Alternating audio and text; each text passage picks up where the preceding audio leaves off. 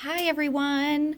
Thanks for listening to the video. We are going to do our weekly Soldier's Heart book read together. So if you want to pull up a comfy spot, get cozy, and I'm going to try to read out loud a chapter a week, and it's just too good to pass up. So, Soldier's Heart by Gary Paulsen. Here we go. Chapter 1, June 1861.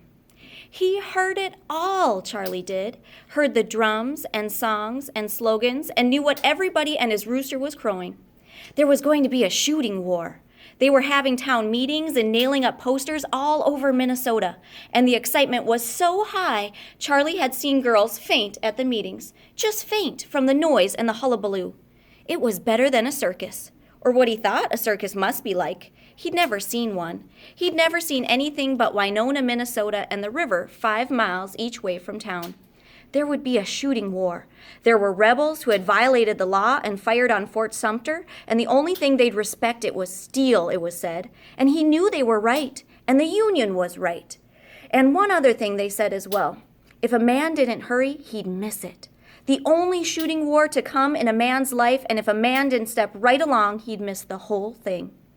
Charlie didn't figure to miss it. The only problem was that Charlie wasn't rightly a man yet, at least not to the army. He was 15, and while he worked as a man worked in the fields all of a day and into night, and looked like a man, standing tall, just a bit thin, with hands so big they covered a stove lid, he didn't make a beard yet, and his voice had only just dropped enough so he could talk with men. If they knew, he thought, if they knew he was but 15, they wouldn't take him at all. But Charlie watched, and Charlie listened, and Charlie learned. Minnesota was forming a volunteer regiment to go off and fight. It would have near on 1,000 men when it was full. Men from Winona and Taylor's Falls and Mankato and as far north as Deerwood and from the capital, St. Paul, as well. 1,000 men. And Charlie had learned one thing about an army. One part of an army didn't always know the business of another part. The 1,000 men in the regiment would be in companies of 80 to 100 men from each section, and it would be hard for a man to know men who weren't from the same area.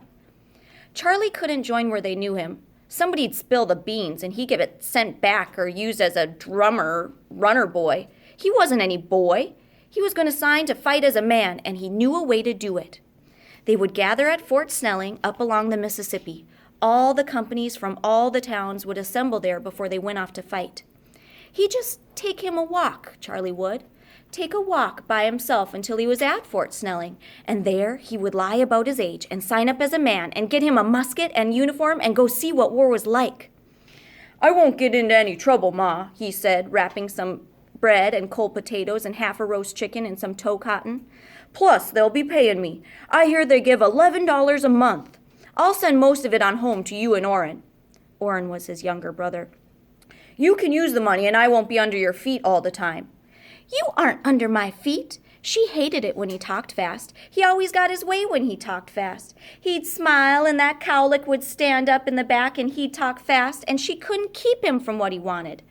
He was a good boy, as good as they came, but ever since his father Paul had been kicked to death by a horse, gone mad when a swarm of bees landed on it, Charlie only had to smile and talk fast and he got his way. "You haven't been under my feet." "Same as," he said, shaking his head. "I'm always in the way. Best I go off and see what the big fuss is all about." "You ain't but a boy." "And I've got to be a man sometime. You've said it more than once yourself. Charlie, you said, you've got to be a man. Well, here it is, my chance to be a man. A boy wouldn't go off and earn $11 a month and wear a uniform. Only a man. So I'm going to be a man and do what men can do." And he won. She knew he would, and he did, and he took his bread and cold potatoes and chicken and left home, walking down the road for Fort Snelling. And if she had known what was to come of it, if she had known and could tell him what would come of it, she would have fought to drag him back and let the federal government keep their $11 a month. But she had also heard the songs and slogans and seen the parades, had been to the meetings, and though it was her son Charlie leaving, she did not think it would be so bad. Nobody thought it would be so bad. Nobody thought it could be so bad. And all the officers and politicians and newspapers said it would be a month or two, no longer. It would all be over by fall.